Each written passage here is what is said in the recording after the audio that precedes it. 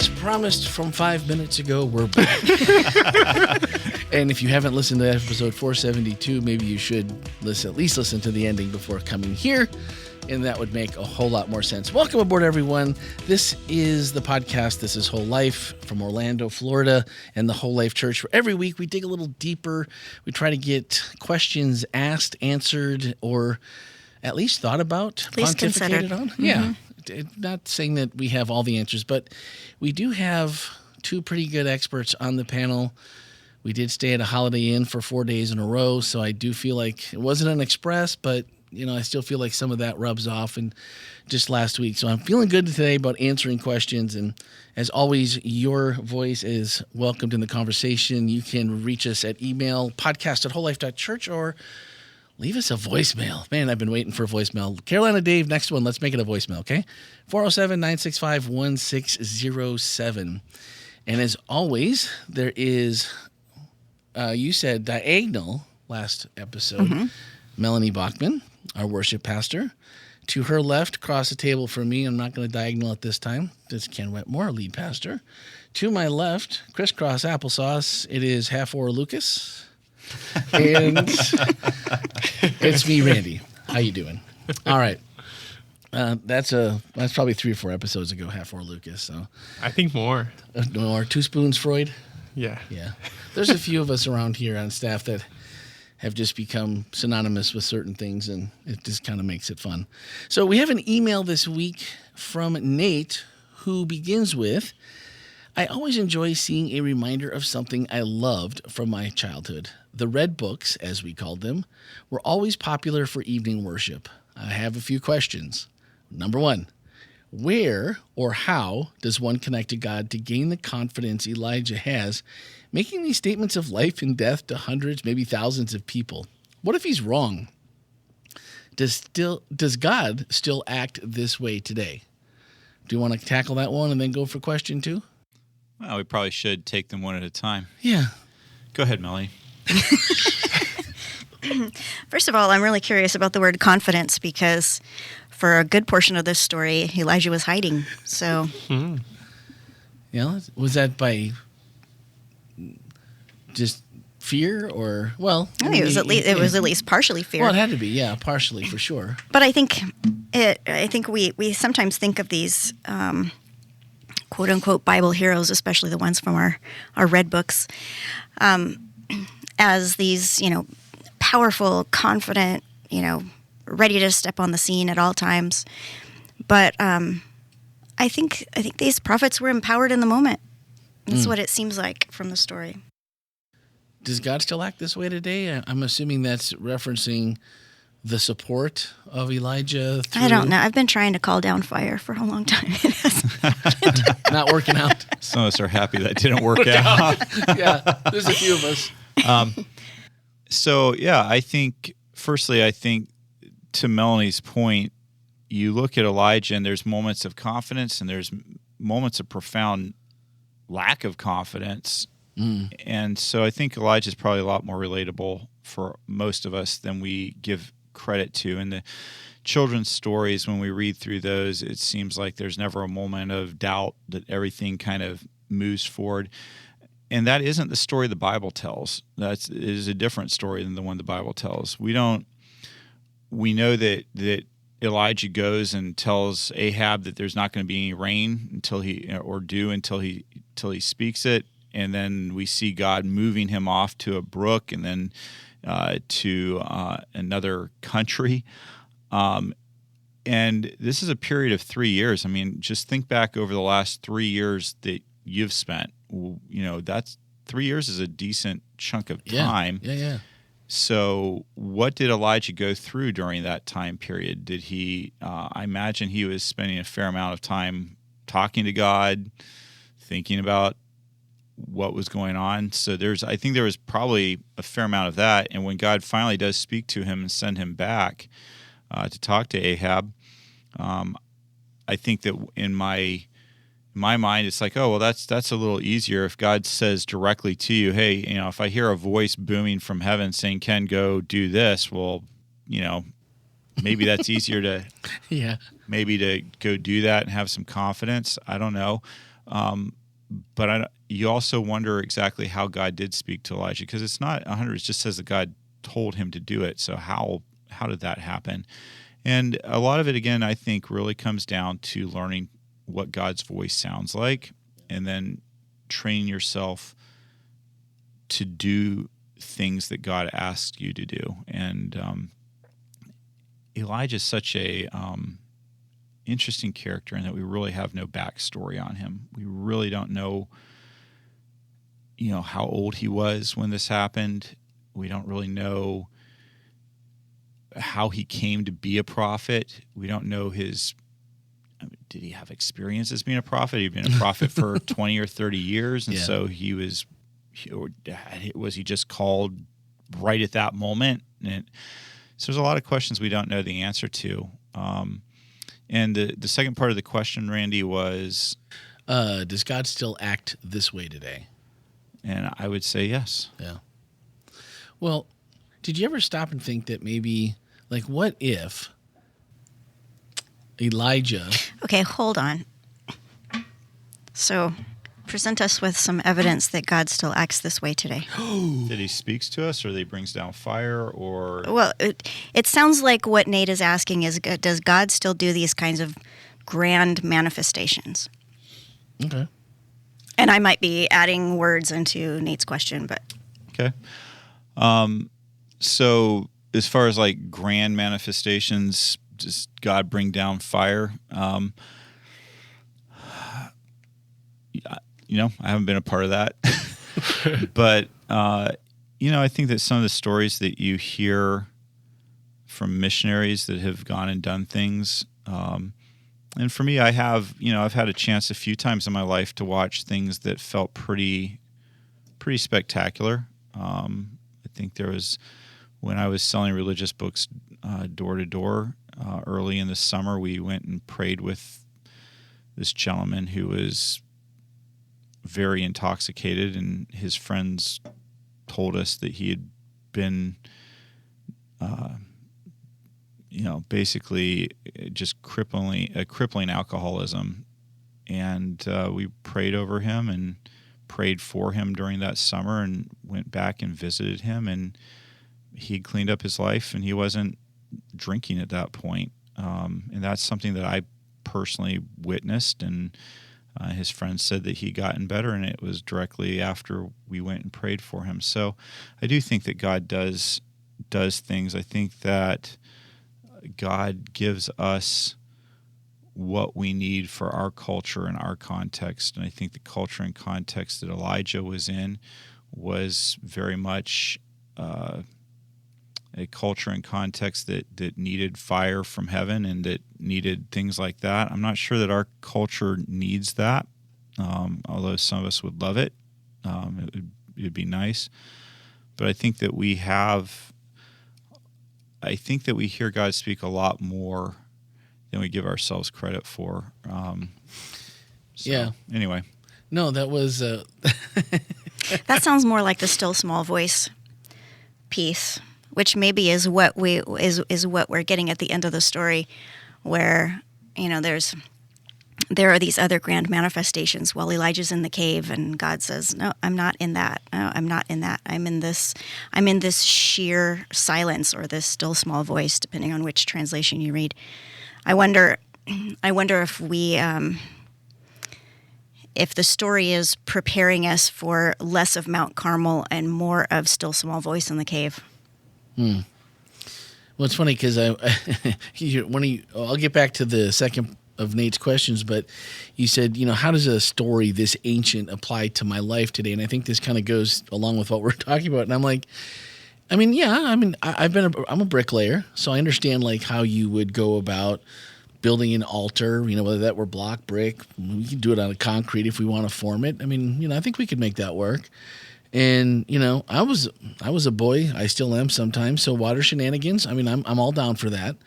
And of course, each week at church, we challenge the church down the street to calling down fire from heaven. So sure, right? Like these are the things that we do. So I think it's perfectly natural to stop and think about how does something like this, if not in this grand all day event that just is, goes down in legend and epicness and stories and part of the Bible for thousands of years. If it's not that, then what is it? And that's hard to answer. I think there are multiple ways to look at this story. One is, I think if we're going to be representatives of God and messengers of God, we have to be willing to speak truth to power. And obviously, there are moments of terror that are associated with that for Elijah's story. And so we may experience moments of terror when we have to speak truth to power. But I think it depends on who we want to be and if we want to be messengers of what God wants. Okay. The second question is the prophet, and he says, I assume, inspired by God, according to the story, places a curse on all the people in the region. This included everyone, all classes of people. This would have meant many innocent lives likely died due to the famine. The poor are the first to suffer. How does this impact the image of a compassionate, loving God? No, I think you've kind of led us to where I think the question leads us to where it seems like it's taken it. Yeah. I guess one of the questions I would ask is, do you think that leadership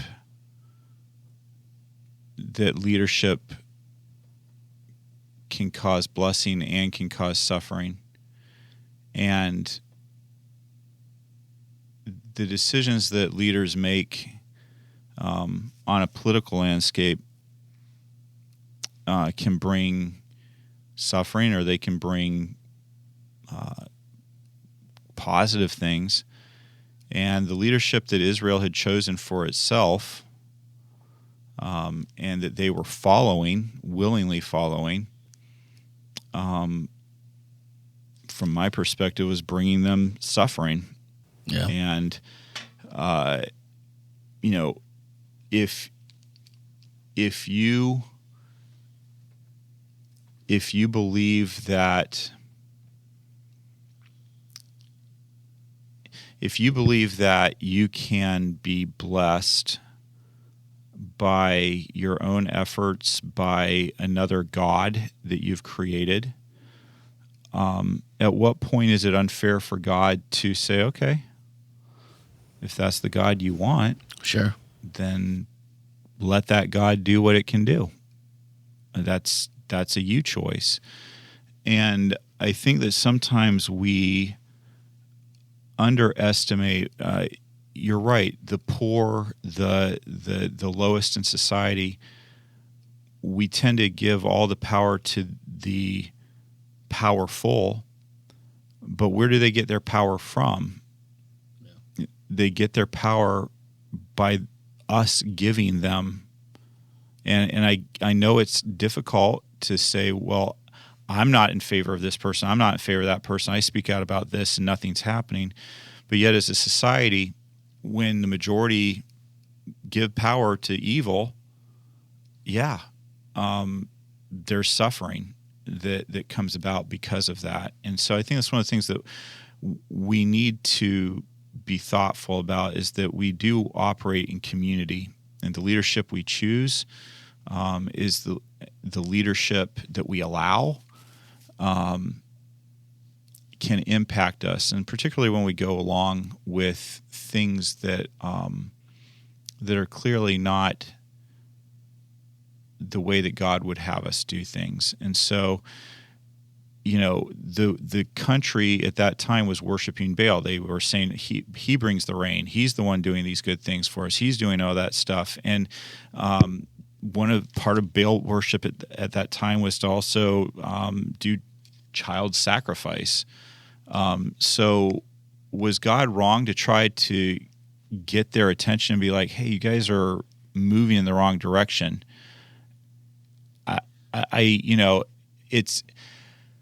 I think that for me, it's like I can totally understand where this question is coming from. I totally understand what's being said. I totally understand people who look at these kind of stories in the Bible and are like, that is not a particularly good God. I understand where they're coming from, but I also think that sometimes things are a little bit more, that it's very complex, and that God is working the best that God can for God's ultimate purpose of salvation for humanity, for not just a future on this earth, but a future elsewhere, an eternal future, and so I feel like when God gets to these points, it's because things are so dire. Yeah. Because people have so turned in the wrong direction, and at some point, God says, I don't want to see suffering, but sometimes that is what causes people to look back and go, okay, maybe we were wrong about what we were doing that's causing destruction, that's causing pain, which Baal worship was. Baal is not a pleasant God. You can just read up on him and what was required for his worshipers, not pleasant. Yeah. So anyway. Well, and the things that were happening, like you're mentioning, people sacrificing children and things like that. I mean, those accumulate as well. I mean, 3 years is 2 years longer than the flood, essentially, but also a lot can happen in 2 years of suffering. So I guess the balance is it's not fun to think about, but also that part isn't fun to think about, that it would just continue either. But the point is well made. It is generally the poor and the unfortunate who are the first to suffer. Yeah. And maybe that's why God sends Elijah to a widow and an orphan, to point out that he does care about the marginalized. He doesn't send Elijah to a palace. He doesn't hide him away with the rich, who would have maybe been more capable of taking care of him. Instead, he sends him to an orphan and a widow to show that God does have compassion on that marginalized. And it isn't Elijah taking advantage of them. It's actually Elijah blessing them with his presence, in the presence of God. Well, I like what you said. You said Elijah, true prophet of God, avoids getting murdered. And I'm like, if he didn't put that on his business card when he traveled everywhere and be like, do you know who I am? I'm like, I don't know who you are. Oh, here's my card. Come on, that's instant cred right the there. T-shirt, right? I survived Jezebel.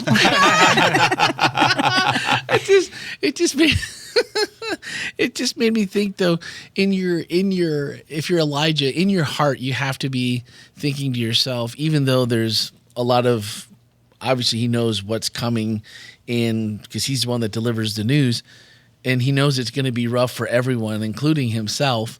But I like to think that maybe there's a spot like, God's looking out for me. That's pretty cool. And, but I like the T-shirt idea better. Good. I like that better, Melanie. But you say Baal was the god of rain and fertility, and they actually thought he died each year and came back to life in the spring to water the crops.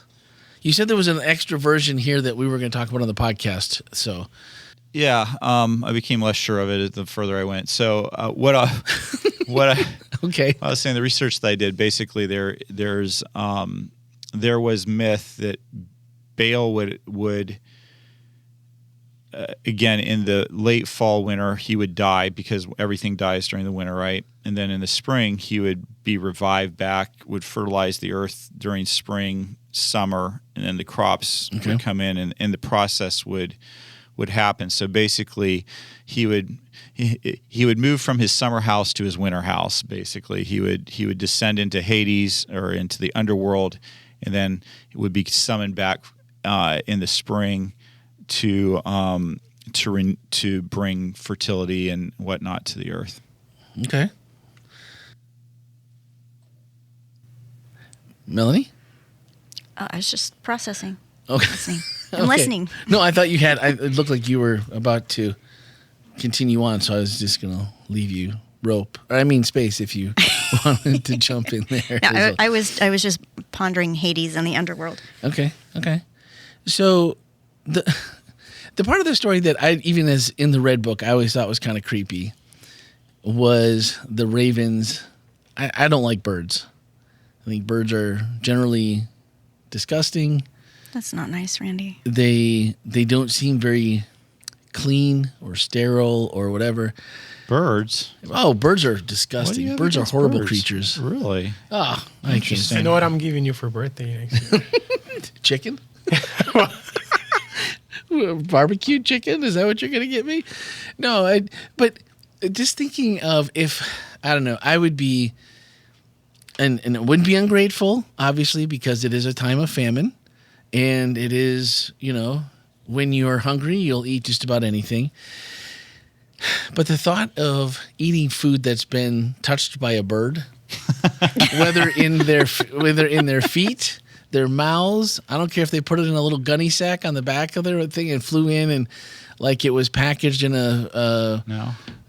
whatever ISO 7000 cleaned whatever. Well, I guess Depends during on the how time many of trouble, you'll need to be weeks looking on the for, waddy. Something better. Hanging out. You'll need to talk to God about Uber Eats or I don't know about DoorDash Taco or Bell. something. I don't know. I don't know if Taco Bell's any better than the birds' feet and mouths. I don't know if Taco Bell's any better than the birds' feet and mouths, to be honest with you. Oh, wow. We're sorry, Taco Bell. We Yeah. love you, and we are looking for For sponsors sponsorship, here. but So. it's probably not today. Every time I didn't have we were at the beach, so we were not real time in the message, but when I was watching it, I didn't even have the book in front of me, but I can see the pictures. It was just like Yep. the hand outstretched and the bird coming in, and it's just, Yep. and every time it's just like, I can't do it. But Elijah, good for you that it worked out, and so. And then I don't know why Kyla and Rochelle were just deeply disturbed when I shared the research that I come across that there are some scholars that believe that the ravens were actually storing the food, and then Elijah was coming along and taking the food that they had stored. They didn't like that picture the same way. They felt like there was something wrong with Elijah stealing the ravens' food. But, he should have stolen all of it so they could have died. oh wow! That's how much my I don't like goodness. birds. Wow. The point I But- made was, though, it was that basically ravens do hide away and store excess food.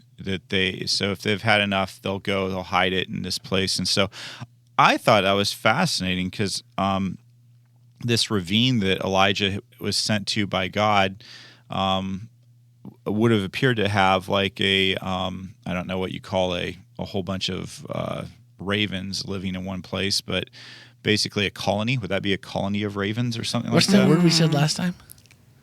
can't Insta what? remember. It wouldn't be a Oh. rookery, would it? That be that would Interstitial does not work here. be, no. It's not an interstitial. No. But Baltimore. so I'm curious. They were bringing Baltimore? food. Does it specifically say bread? The Bible says that they brought bread and meat. Okay, so in the unless morning and in the evening. Oh, meat. unless they were, pounding the grain and mixing the oil and baking it and then bringing it to the place, the ravens were stealing it too. Exactly. So I kind of feel like this is a Yeah. full circle moment. Are we sure they weren't though? They probably were going to Ahab's palace and Probably. pulling bread Now off that of- I could- and that would be We fun. can all be behind that, Yeah. right? Okay. Bring me a grape from Ahab's plate. Yeah. There you go. Oh, man, can you imagine a grape? And then you would eat it if a raven brought you If a I knew it grape was from Ahab's? Ahab's plate. You do that. Yeah, just to Okay. spite See, Ahab. I knew you. We found Randy's breaking There we point. go. Yeah, there we go. There we go. Whew, man, I'm glad we got that one. That one got So- sorted out. Oh man, but then to think about it, like when you read the story, you know that the widow and her son aren't. I mean, they're not Jewish. They don't Yeah. believe in the same God. They're Baal worshipers. Mm-hmm. But it isn't always immediately when you just read the story that maybe not be the first thing that comes into your head, but it does change. Like her ability to me to say yes is almost as amazing as the birds bringing him food. Yeah. Like, go get me a drink of water. Shut up. I don't know you. What do you mean? Like I'm a widow, and now oh yeah, by the way, make me some bread too. That So sounds like but that's part of the missing cultural context. Is if it? somebody walked into, whole life and said, "Hey, I'm hungry," we would feel an obligation to get them some food, to give them something if they walked in here. And in that time, in that place, if you showed up if a stranger showed up in a city, in fact, this is one of the things that Sodom and Gomorrah are condemned for, is that they don't take care of the stranger that shows up. In fact, they do violence to those strangers versus providing for them. And in the Bible, this is a reoccurring theme, that if a stranger shows up in your town, good towns take care of the stranger. They feed them, they clothe them, they give them water, they give them a place to stay, they give them safety. Bad towns, evil towns, places that are outside of what God desires, abuse their visitors. And so this was not just unique to Israel. This was actually a part of that culture in that region in that time. This wasn't just an Israelite thing. And so when Elijah shows up in Zarephath and he asks for a glass of water, he's asking for a minimum of what would be expected of somebody to do for a stranger that comes into your town. And so for the widow, of course, says, "Of course, I'll get you some water. That's easy." But what he then asks is for that bread, which also is within the reasonable request. Now, I mean, think back to the story of Abraham sending his servant to find a wife for Isaac.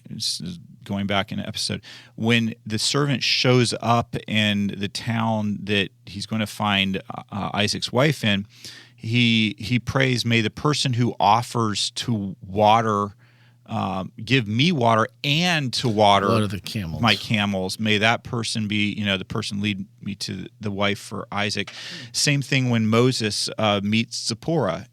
He winds up there at a well, and and he actually is the one now that takes care of their flocks, which was the reverse of what should be happening. And anyway, so this is a very common practice in those times, and for him to ask for bread was not unreasonable, and it wasn't. It wouldn't have been perceived as impolite. Okay. It would have been perceived as, well, yeah, and we're having a little famine going on here, and I'd love to do this for you. Are you really going to? I mean, you're asking for it, so I'll do it. But will you really take the last morsel of food out of me and my son's mouth? And again, Elijah comes back and says, "Look, I get what I'm asking for, and I'm going to need you to trust me. I promise you, as a prophet of Yahweh from Israel, that my God will make sure that your oil and your flour doesn't run out as long as I'm here with you. So yeah, get me some bread, and you'll actually not starve to death if you do what I ask."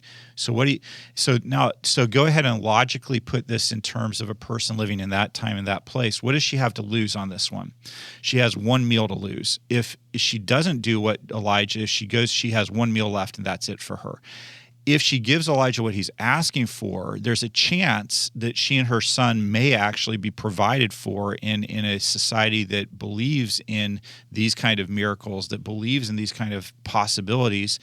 It's worth taking a shot from her standpoint of things. And I think this is one of the reasons why later on she says, "Now I really believe." Before she's like, even as a believer in Baal?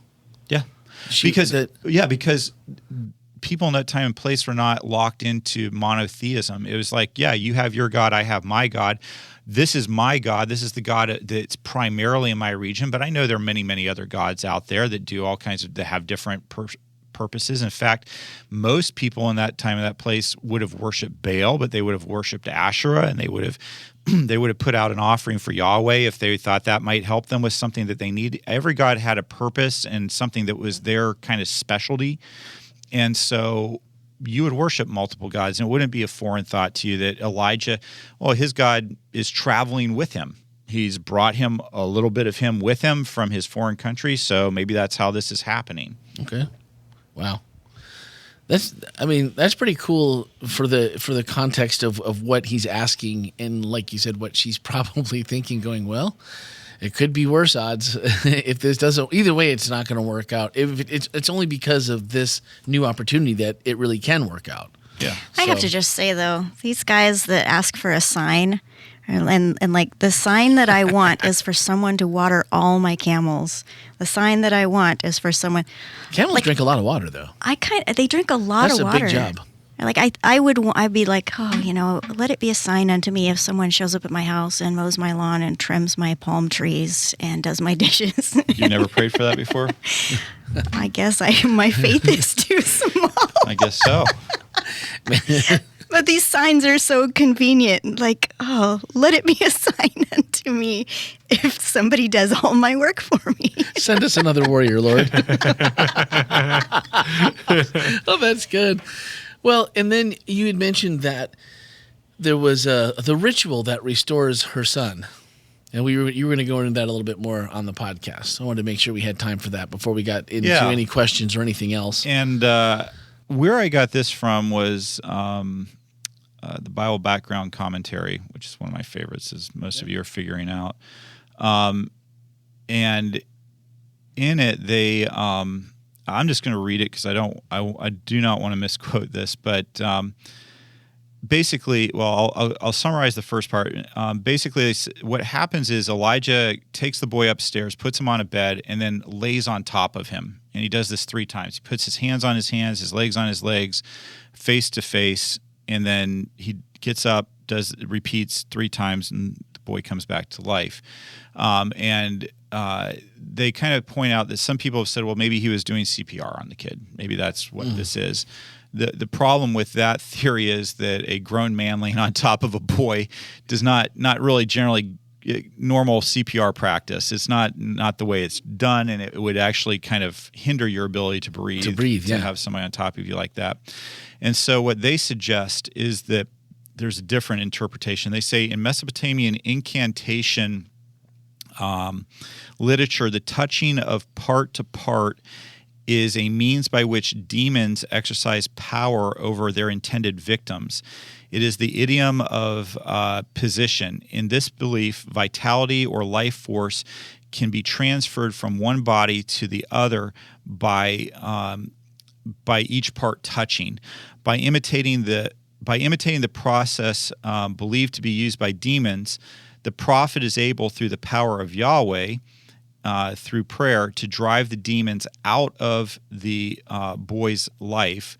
This is often considered to be one of the clearest cases of sympathetic magic in the Bible. And sympathetic magic, I had to look it up because I didn't know what that was.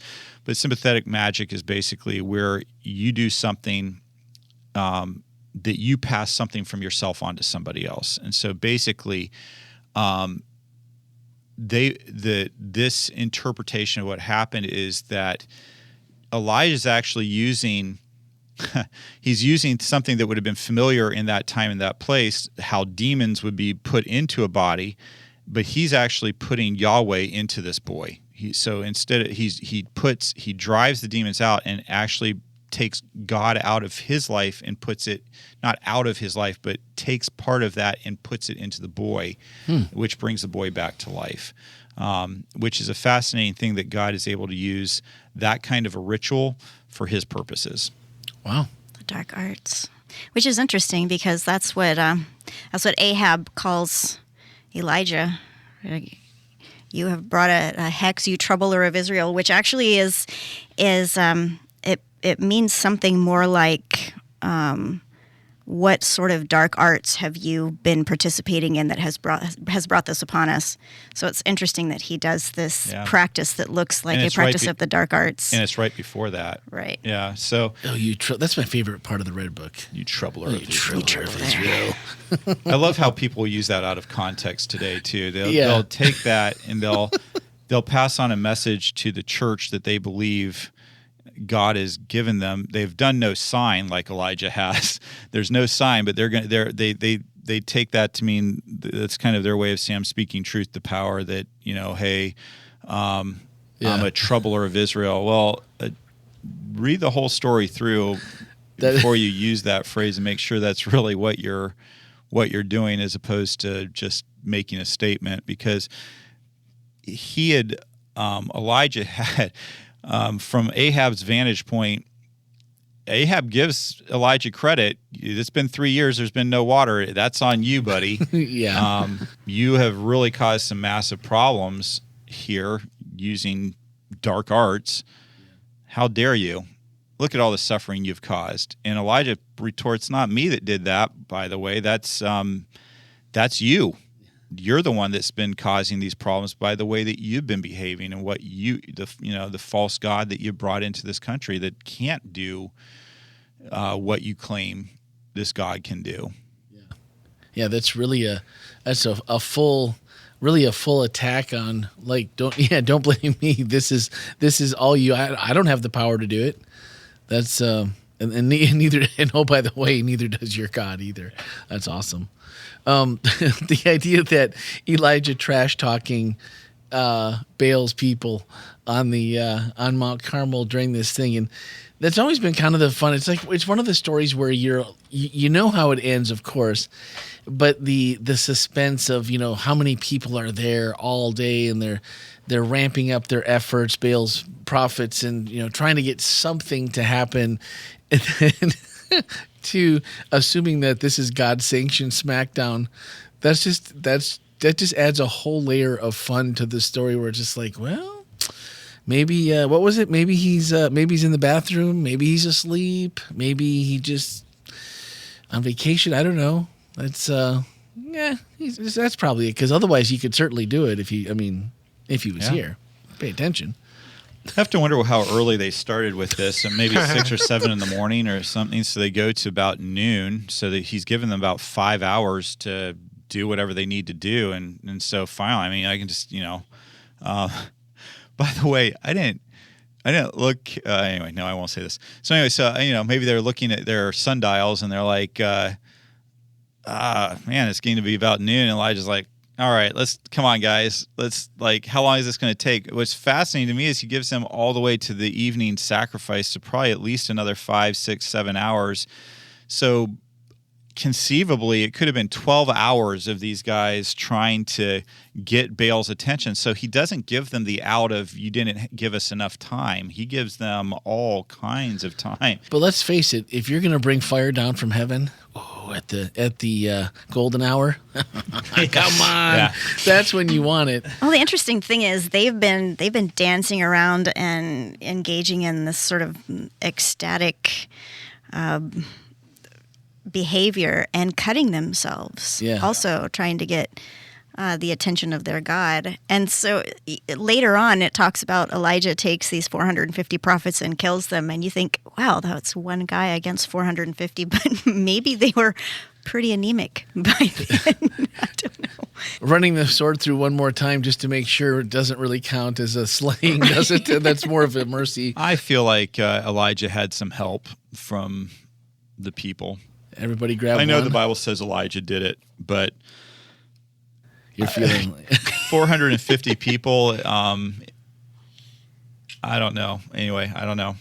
It's I don't feel like you just. I don't care I don't care how cut up you are. I feel like if you're the last guy in line, you're headed out. I don't. This is not where you had guns and whatever. This would have been. I don't know. I think if he can call down fire, he can probably slay 450. Didn't Samson slay a whole bunch with a jawbone of an ox, of a donkey? Yeah. I think it took him most of an afternoon, though. So I don't know. Like I said, who knows? And who knows the state of Elijah's hair at this point? Yeah, right. For that kind of power. But anyway. That's wild. Well, I never knew the other part I just thought was interesting was basically Elijah runs nearly a marathon in the downpouring rain in sandals or barefoot. What do you think? Barefoot. Yeah, you'd have to, right? You can't do that in sandals. Triathlon: call down fire, slay prophets, 450, run. Dispose of call down fire, dispose of 450, and then run a marathon. Yeah, woo! The Ironman before the Ironman. That's it. Right. It's in pretty good physical shape, I'd say. Well, yeah, he had to be a specimen. Yeah, interesting though. He had just spent how much time? 2 years? 3 years with less nutrition than. I don't know. Who knows? Apparently, plus he fasted for 40 days and 40 nights at one point. Well, then you must also have to figure then. So I'm thinking we're onto something, Ken, with your idea that maybe the ravens were stealing it from. Oh no, he fasted Ahab. after. Sorry. Because, there had to be enough protein in that to keep him afloat if there was all this going on. Well, I think that maybe there's also something to be thought about when it comes to why he runs away afterwards. When you're that emotionally and physically exhausted, you are not going to be in a good space if somebody threatens to take your life and has the means and the capability of doing it. And I think I think we look at Elijah and go, "Oh, how could he?" I do. How could he see God bring down fire from heaven and then just, next thing you know, he's running off into the wilderness? Well, he ran he ran 15 to 20 miles in the pouring rain. He'd had an incredibly emotionally taxing day. He had low blood sugar. Yeah, and for at that, he had to have thought, okay, fire's come down from heaven. I've run ahead of Ahab. Ahab's been pretty pleasant to me at this point, open to me. So it's a new day in Israel. All the people said, the Lord, he is God. The Lord, he is God. So it's going to be a new day, and I'm going to get to take a little vacation and take a little break and get back up on my feet, get back to my house, and just, and then the next thing is like, oh, by the way, Ahab's had a change of heart, and Jezebel wants you dead, and that's going to happen because you're responsible for, all the priests and of, all these people being killed, and now she's coming for you. And you're, I don't know if you've ever been physically and emotionally worn out and been looking forward to a break and think, okay, this break is here, and then something happens where you don't get that break. Yeah. And you don't get to, and it is the hardest thing. This is one of the things they'll do to people in special forces when they're trying to train them in the military is they'll tell them to go a certain distance and they think it's over and nope, keep going. And that a hardship is, well, when is it ever going to be over? Yeah. Because if I have an endpoint, I can work towards that. But if there doesn't appear to be any endpoint, and here's Elijah, he's like gone for 3 years hiding out, trying to avoid, and then he has this huge moment where he thinks this is it. And then nope, that's not it. You're going to have to run again. Apparently, that's the way he takes it. I've got to run again. Yeah. And he runs off into the desert. And it's just like, I just want to die. I've had enough. For 3 years, I've been hiding. For 3 years, I've been terrified. I do the biggest miracle that I possibly could do, and it's not enough. It's not enough for people to really change around. And so I'm done. I am the last prophet of God. I am it. Nobody else is just me. And might as well just die, God. And again, as I said in that sermon, I just love how God handles Elijah. He does not shame him. Oh, I can't believe, where's your faith, Elijah? I've fed you for 3 years, and then I brought fire down. Now you're running off. Come on, Elijah, grow up. He doesn't do what I would have done to Elijah. Instead, he feeds him. God takes care of him. He lets him rest. He lets him sleep. And then he says, okay, now I need you to travel to Mount Sinai, to my mountain, and I need you to show up there. And so Elijah travels there. The still small voice eventually comes out of after the wind, the fire, and the earthquake, and speaks to him and says, "Hey, I've got another assignment for you, though. This is your next assignment. And by the way, there are 700 people in Israel who have never worshipped Baal. You're not the only one, Elijah. Yeah, you're not the only one. You're not alone." And I think that's one of the hardest things as a human being, to feel like you're alone. I'm the only one. I'm suffering by myself. And God says, no, you're not. You're not. There's 700 other people who have never worshiped Baal. You're not alone. There are people out there that are your people. What a great message to hear in totality after that whole thing and being in that state where it's fight or flight for so long, and then you finally wind down and like, yeah, you're not the only one. That's pretty cool. All right. Before we turn it over to Lucas to look into questions, did we have? No. Okay. Well, we did have a text message that came in about after 2:00 on Saturday. It said, "Hello, I am one of the young adult members. When Pastor Ken said it was story time during the sermon, I was very excited to hear the story from the storybook of my childhood. I'm glad we all read the same stories when we were younger. However, I was then very disappointed that Ken did not go on to actually read the story. from the I'm so Red sorry. Storybook. Can we please get a story next Sabbath? Thank you. Whoever you are, you made my day when I read that. If you come message. find me or send me a text message, I will I will call you up and read the story to you, or you can come to my office and I will read the story to you. Well, maybe what we can do is we can have what's upcoming this week?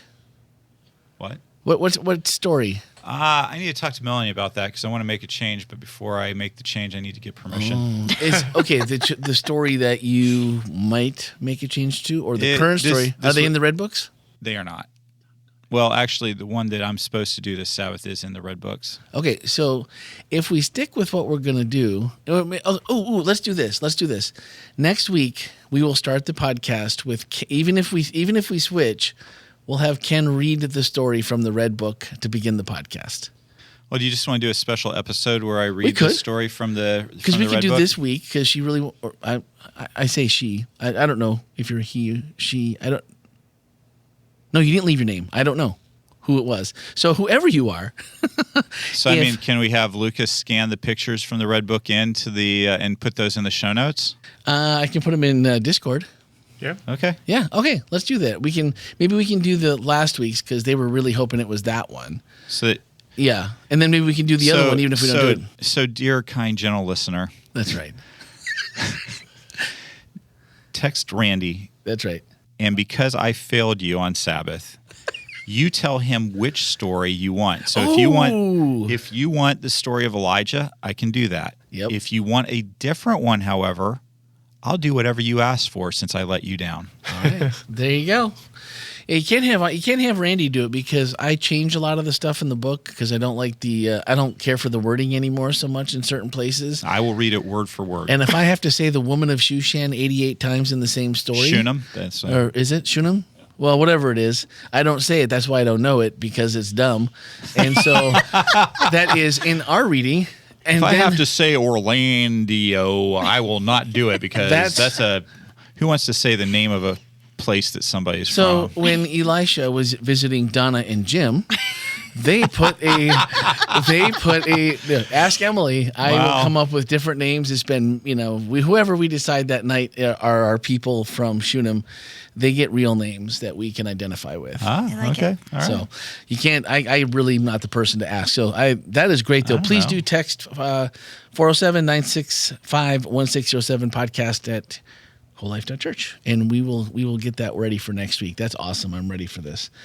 So we don't really know about this week, but then after this week, what do we got left? We got 2 more after that? I think we have 3. 3? Is that 3? I think we are going to do Paul's shipwreck. Ooh. We are doing. Oh yes. Okay, we're doing the eunuch that met Philip and got baptized. So we have that one, and then we have water and how it's used in prophecy.